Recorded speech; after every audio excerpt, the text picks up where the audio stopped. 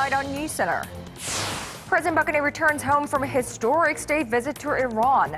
We take a look at the achievements, how to follow up on commercial agreements, and the message the newly upgraded Seoul-Tehran relations sends to North Korea. Two-time lawmaker and former student movement activist is named the new floor leader of the main opposition, the Minju Party of Korea. With this, all three major political parties have new leaders to lead the parties through the 20th National Assembly. And Koreans head into a long weekend today. Traffic begins to build up on the nation's expressways, and the international airport has been busy all day with more than 160,000 people to fly out of Korea today and tomorrow, and roughly that many foreigners to visit this country in the next couple of days. NewsCenter begins right now.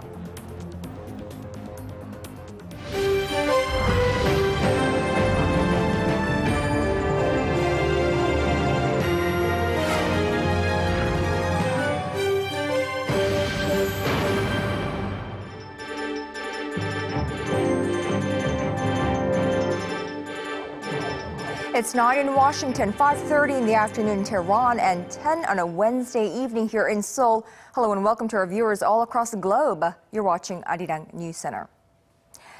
President Park Geun-hye is back in Seoul after a three-day state visit to Iran.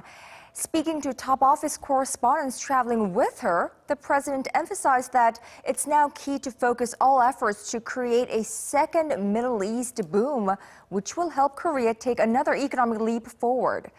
President Park's assessment of her visit to Tehran, how the achievements from this tour should be followed upon for maximum results, and what this means for North Korea. Our Connie Kim has a wrap-up. Wrapping up President Park Geun-hye's state visit to Iran, the president said Seoul and Tehran were able to share a common view on forming a new cooperative relationship. She went on to say Iran's supreme leader Ayatollah Ali Khamenei, Tehran's highest figure in religion and politics, showed special interest in Seoul's economic growth story. 이란의 지금 최고 목표는 어떻게 해서든지 경제 부흥을 하는 거다. 신념을 갖고 계세요. 그래서 자연히 우리 경제 발전할 때 여러 가지 경험이라든가 뭐 이런 부분에 대해서 또 자연히 얘기를 많이 나누십니다. The president also pointed out it was worthwhile to help small and mid-sized Korean businesses through one-on-one consultations that had difficulty entering foreign markets. Over 900 consultation sessions took place, sealing record deals worth some $537 million. Referring to Seoul's past experience of boosting the Middle East economy in the 1970s, President Park said this was a chance to create a second Middle East boom. 제2의 중동 붐을 만들어 나갈 수가 있는데 이거를 통해서 우리의 수출도 회복하고 또 경제 재도약도 이룰 수 있는 그 모멘텀이 되도록 앞으로 계속 많이 챙겨 나가려고 합니다. The Korean president and Iranian counterpart announced a total of 66 MOUs, including power plant and railway construction, with the deal amounting to some $37 billion for Seoul. Iran's opposition of any forms of nuclear development on the Korean peninsula was also one of the biggest achievements the president noted during her three-day visit. 앞으로 이란하고도 한반도 비핵화 문제에 대해서 어떤 협력에 나갈 수 있는 그런 어떤 여지를 만들었다는 것이 또 하나 이번 방문의 의미가 아닐까 이렇게 생각을 합니다. The president also emphasized that Korean culture could pave the way for cooperation in other fields, taking note of Iran's great potential after the lifting of sanctions that followed its landmark nuclear deal last year. Connie Kim, Arirang News. Much of the focus is now shifted to the expected economic benefits the Iran visit will bring for Korean businesses. Exactly how and in which sectors? Our Kim Min-ji takes a closer look. This sector expected to reap the biggest benefits from President Park Geun-hye's trip to Iran is construction. Tehran is closer to winning the Isfahan-Avaz railway project, worth over $5 billion, which will establish a 541-kilometer-long inland railway. On top of that, a consortium led by Daewoo E&C and Hyundai E&C is nearing a deal on a $2 billion oil refinery construction project with Iran's Baman company. Other Korean builders are also working to win orders for the construction of railways, airports, and energy facilities, thanks to the 59 economy-related MOUs that were inked during the trip. Iran is planning to establish a plant worth some $200 billion over the next 5 years. Korea is expected to benefit in energy and petrochemical sectors thanks to its outstanding technology. This is another one of the follow-on achievements from the president's trip. SK Group says it will expand its global partnerships in the energy, ICT, and infrastructure sectors with Iran. After talks in Tehran, SK agreed to boost cooperation with the national Iranian oil company and Saipa, Iran's second-largest auto manufacturer. Hyundai Motor is also seeking to enter the Iranian market, while Kia Motors has resumed exports of parts to a state-run auto company. An MOU on maritime transport and port development is also expected to give Korea's shipbuilders a much-needed shot in the arm, as they have been suffering from eye-watering losses. Through these and other efforts, bilateral trade between Korea and Iran, which dropped to about $6 billion after international sanctions were imposed, is also expected to pick up to pre-sanctions levels within the next few years. The Korean government has also vowed to set up a financing program worth some $25 billion for Korean companies working on infrastructure projects in Iran.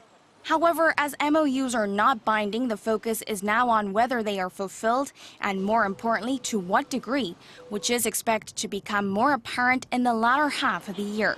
Kim Min-ji, Arirang News. A historic state visit to Iran. President Park became the first South Korean president to touch soil in Iran since diplomatic relations were established 54 years ago. It provided a historic opportunity for South Koreans and President Park to engage directly with the Iranian people, forge new agreements, huge commercial deals for both, and build a new cultural as well as people-to-people exchange. Well, joining me live in the studio to help us better understand the landmark event is Dr. Il-kwang, Research Fellow at the Center for Middle Eastern Studies at Konkuk University. Professor Sung, welcome to the program. Thank you for having me. Let's start from the very beginning, when President Park landed on Iranian soil. Now, she touched down in Iran wearing a scarf around her head, which I hear is quite unusual for a non-Muslim female head of state to do so during a trip to Iran. All in all, how would you say she was received by Iran? No, I read some article by the Korean journalist in Iran. Iranian people saw President Park wearing the rosary. It's a very good way because by wearing the rosary, President Park shows, Korea and she respect Iranian traditional culture. And by respecting Iranian culture, the atmosphere of summit talks became very warm. So no doubt that this atmosphere sends a significant message to Iranian people that Korea is a friend of Iran. I think it's a really positive influence on the summit. Sure, respect for each other's culture is key. Now, speaking of the expected economic benefits, there's been a lot of reports on that and a lot of anticipation for that. But of course, many say it's too early to pop the champagne because MOUs are not legally binding and that they don't exactly mean that South Korea has already tapped into the Iranian market. What do Korean companies need to keep in mind to successfully make inroads to the Iranian market? Exactly, you mentioned right. MOU is not legally binding, so our companies and our government, in the forthcoming negotiation, we need to do our best to make a final deal or sign the final deal. For this, I think we need to first understand Iranian economic situation nowadays. The unemployment ratio is 10%. It's very high. So when we make any exchange or build our company or build a road, we should hire many Iranian manpower as much as possible we can do. So it really helps the Iranian economy. Secondly, we need to seriously think of transferring technology to Iran. Iran really expects from us good technology, not just, they just, buying our product. They want technology. Also, I think we should show them our traditional culture. We hire the Iranian people and treat them as one family. So this shows a good atmosphere, I think. Now, shifting gears to North Korea, how significant is it that Iran, the Iranian president, as well as the supreme leader, made comments about a nuclear-free peninsula as much as that they did, under the circumstance that Iran has had a very close ties with North Korea, even closer than South Korea for decades? Yes, exactly. I think this is a very significant and important point. We cannot miss it. Because not only the president of Iran, Hassan Rouhani, but also the supreme leader of Iran, Ali Khamenei, also mentioned that they support, denuclearization of Korean Peninsula. So this is a clear message to North Korea. that Iran is not only a good friend of North Korea, but also Iran is also a good friend of South Korea. So this is a clear message to North Korea. You are not only our friend. We will have, Iran will have a very productive, a new page with South Korea. I think this is the most important thing.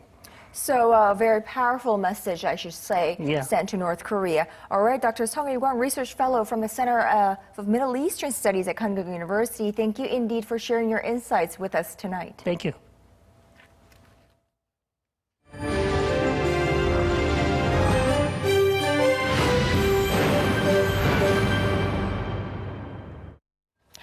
In Korea's National Assembly, all three main political parties are more or less set to gear up for the 20th National Assembly. The Minju Party of Korea named its new floor leader today, filling all three floor leadership positions for the parties. We connect with our parliamentary correspondent Shin Se-min. Now, Se-min, another busy day at the National Assembly.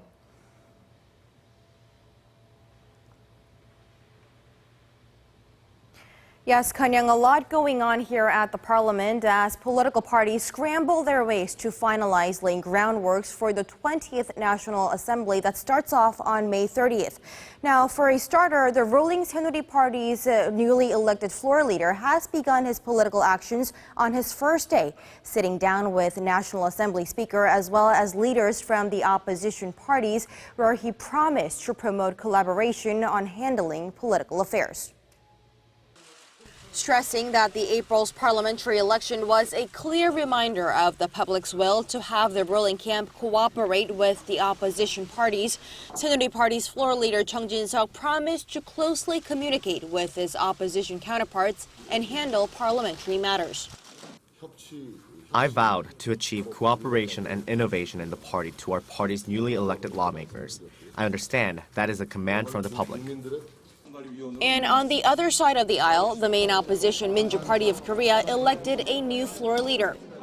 Third-term lawmaker Woo Sang-ho has been chosen as the floor leader of the Minju Party, which will be the largest political camp in the next parliament. The newly named leader first entered politics in 2000 under the late President Kim Dae-jung and also has a record of participating in students' movements during the 1980s.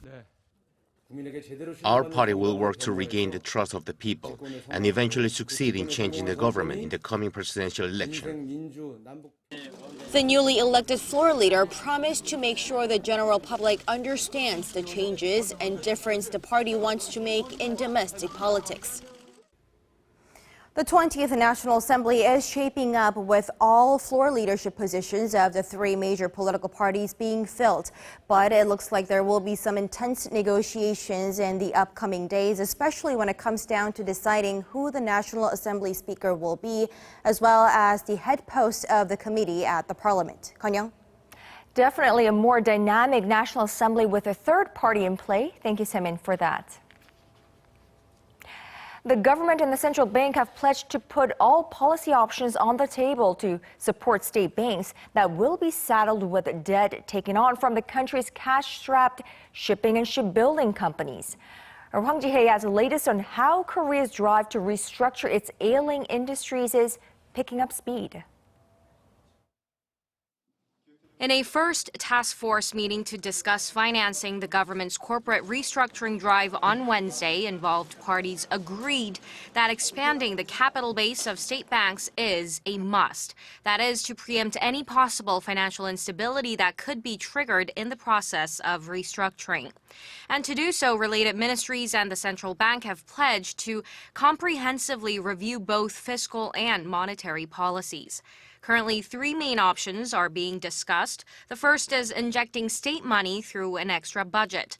This is considered most conventional and perhaps less controversial.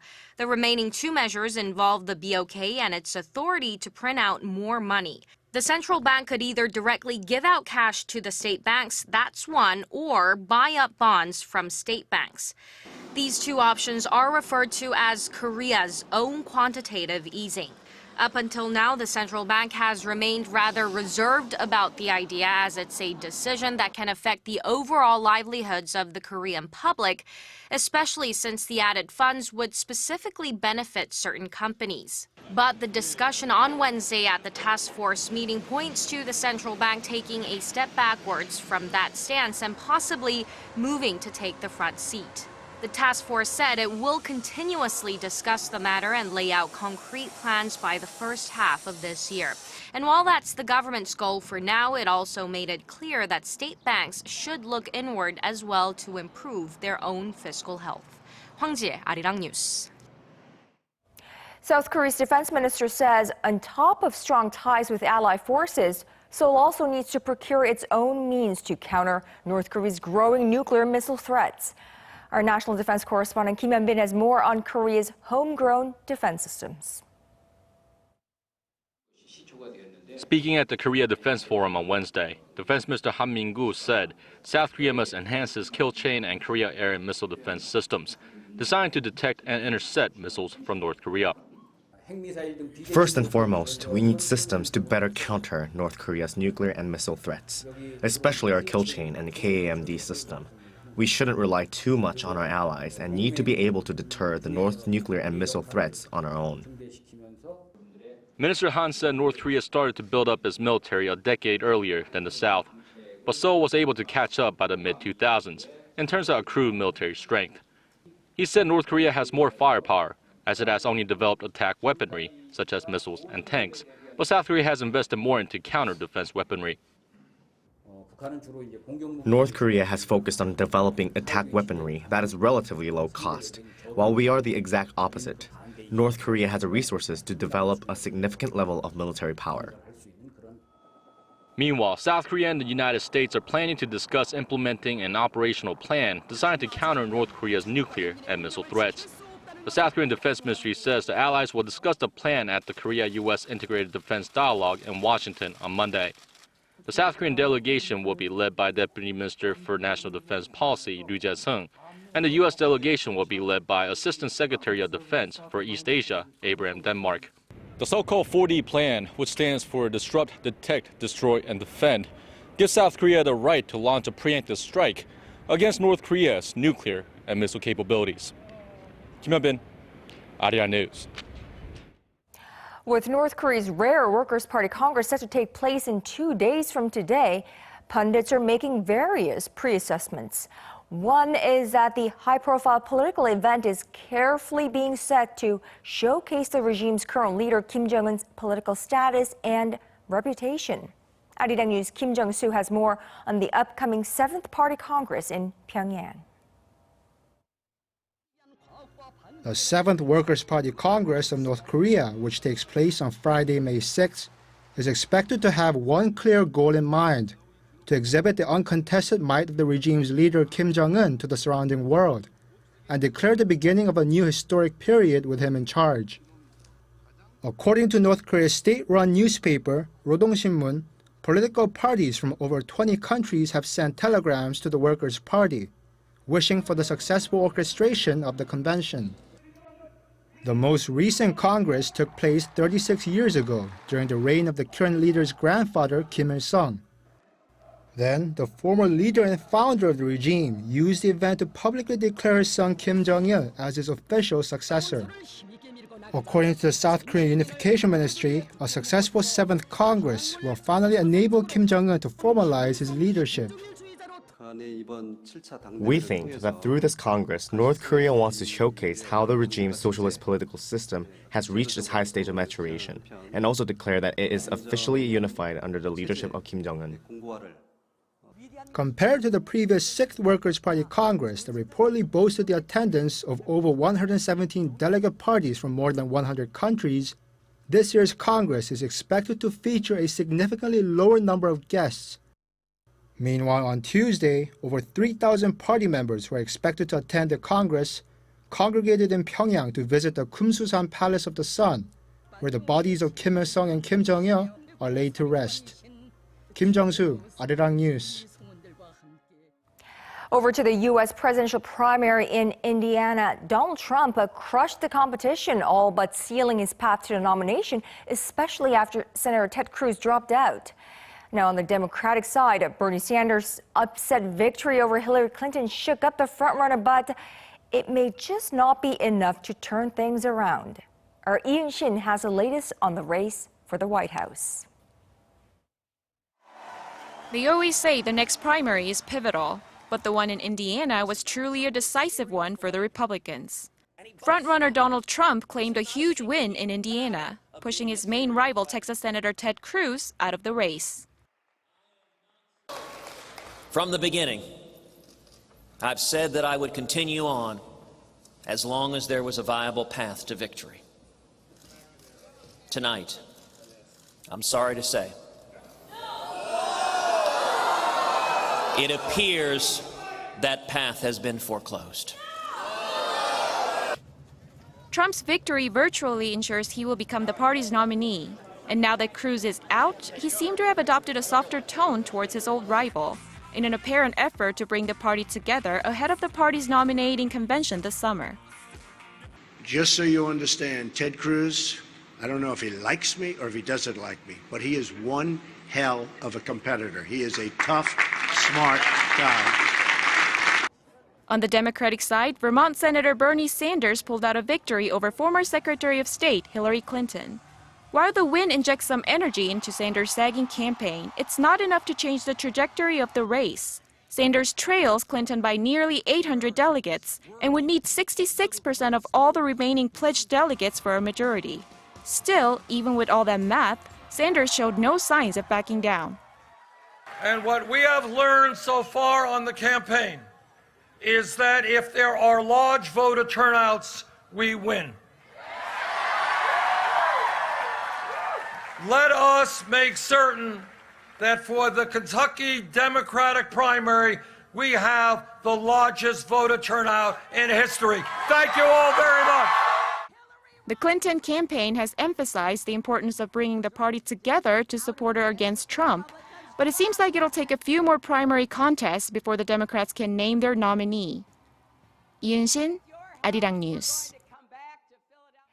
Well, there are growing concerns in South Korea that a Donald Trump victory in November could have an adverse effect on Seoul's relations with Washington. The presumptive Republican nominee has expressed his desire to radically overhaul U.S. foreign policy. Our Kwon So-ah reports on what's been called America First policy. South Korea might have a different relationship with the United States with Donald Trump in the White House. Concerns started to rise when the Republican frontrunner began making comments on diplomatic matters that have a direct impact on Seoul. Trump has stated that South Korea should pay more for U.S. troops stationed on the Korean peninsula. He even said that South Korea should be allowed to acquire its own nuclear weapons, a view that runs contrary to the long-held U.S. policy of trying to prevent the proliferation of nuclear weapons. With Trump running on an America First approach, Trump's advisors have also suggested he would want to renegotiate the South Korea-U.S. free trade deal, as they believe it doesn't benefit the U.S. The U.S. has experienced a very big economic distress. And because of this reason, maybe Trump wants to have more isolationist stance, not engaging other affairs. So maybe from that point, does not want to be involved in the, its alliances, relations with Japan and Korea. We don't want to give you any more security guarantee. Seoul's foreign ministry has said on numerous occasions that it's not going to be drawn into making predictions about the U.S. presidential race, but noted that it's closely monitoring the progress. We continue to be in close contact with the US to establish a connection with each of the presidential candidates' camps and to provide precise information on our government's stance and the situation on the Korean Peninsula. According to officials, even if Trump does become president, it's unlikely that his foreign policy shifts will actually materialize due to the strong fundamentals in Seoul-Washington ties. Kwon-soa, Arirang News. Well, shifting our focus, Korea's main gateway, Incheon International Airport, is brimming with Koreans flying out and tourists flying in for the long weekend ahead. As our EG1 reports, just today alone, 85,000 people left the country to get an early start of the Golden Holiday.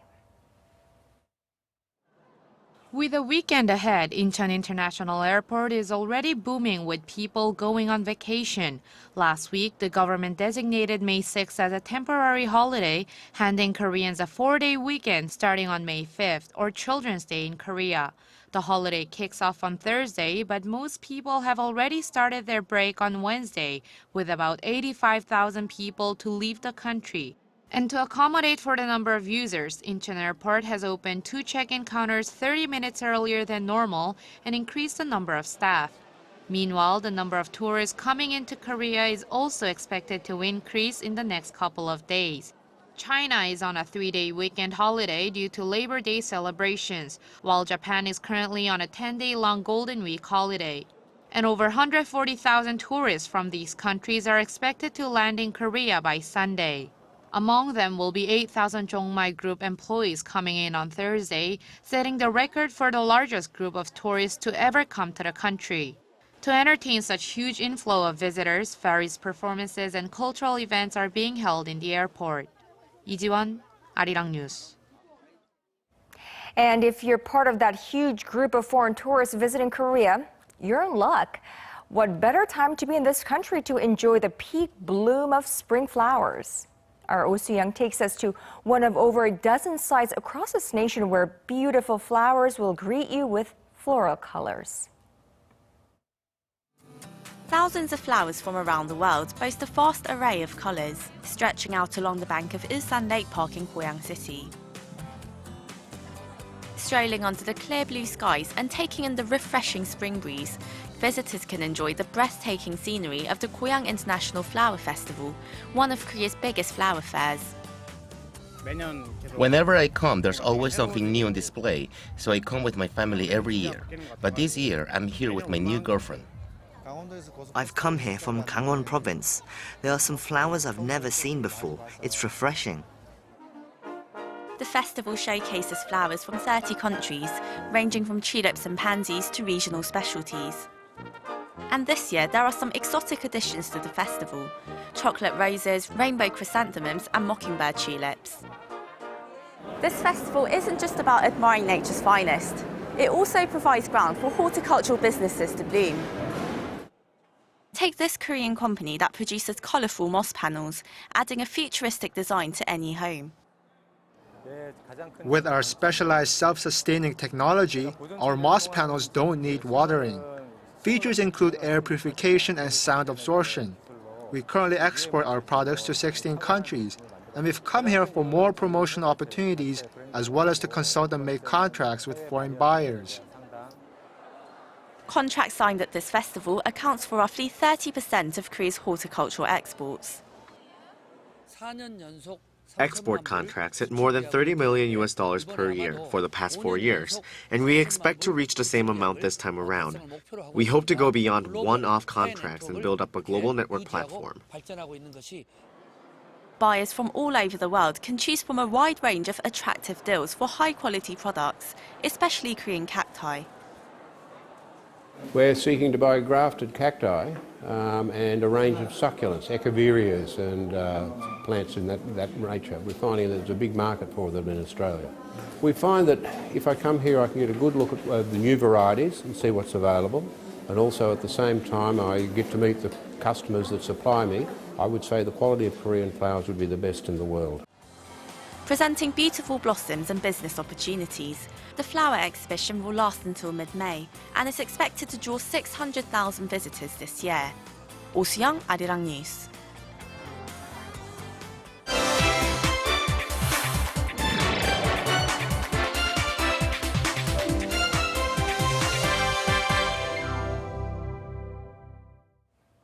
U.S. pharmaceutical company Johnson & Johnson has lost a second lawsuit to defendants who claim its products cause cancer.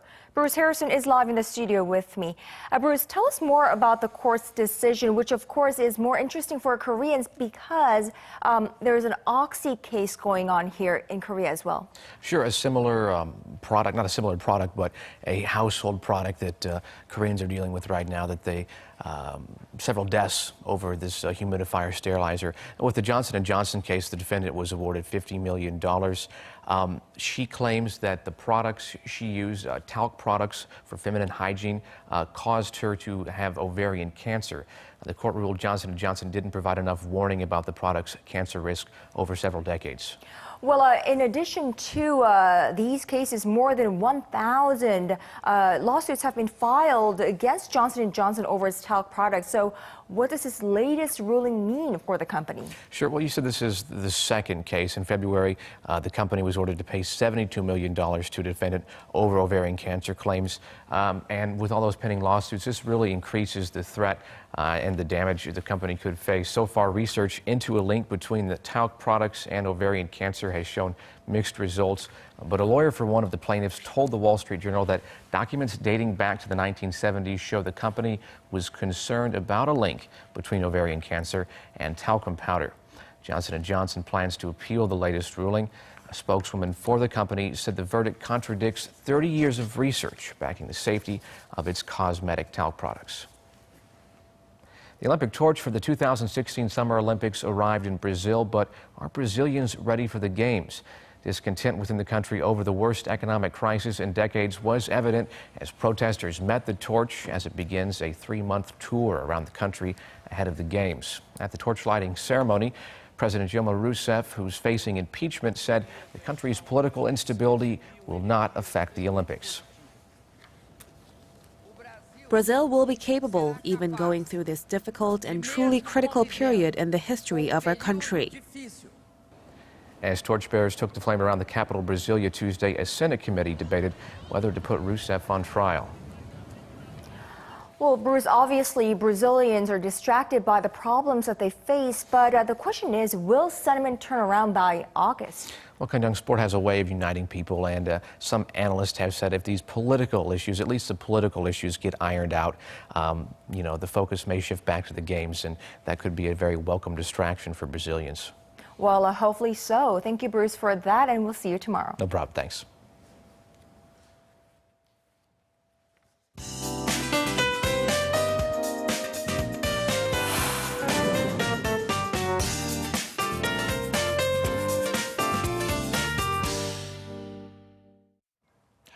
Many Koreans have already hit the roads to get an early start of the long weekend ahead, but yesterday's stormy weather hasn't completely left the peninsula.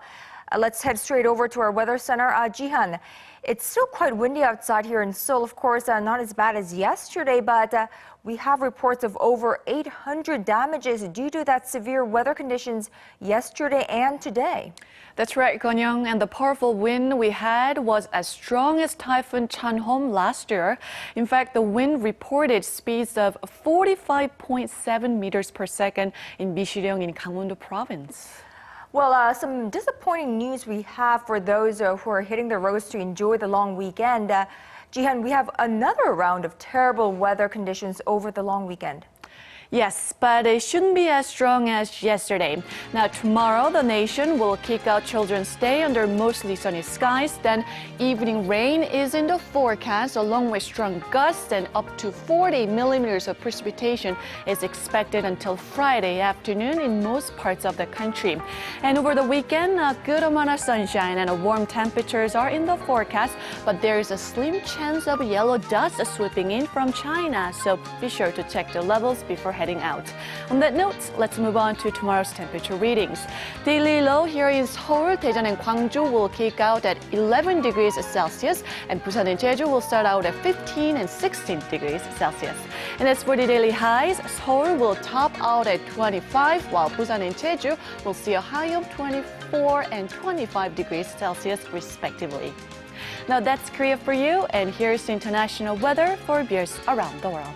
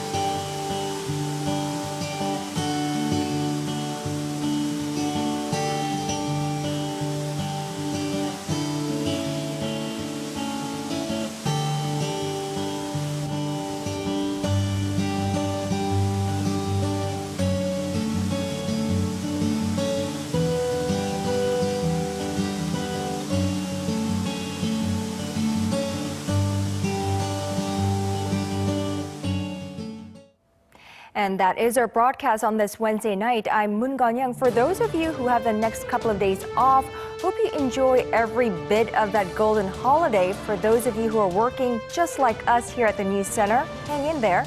A good day for those of you in other parts of the world. For those of you here in Korea and across Asia, a good night from Seoul.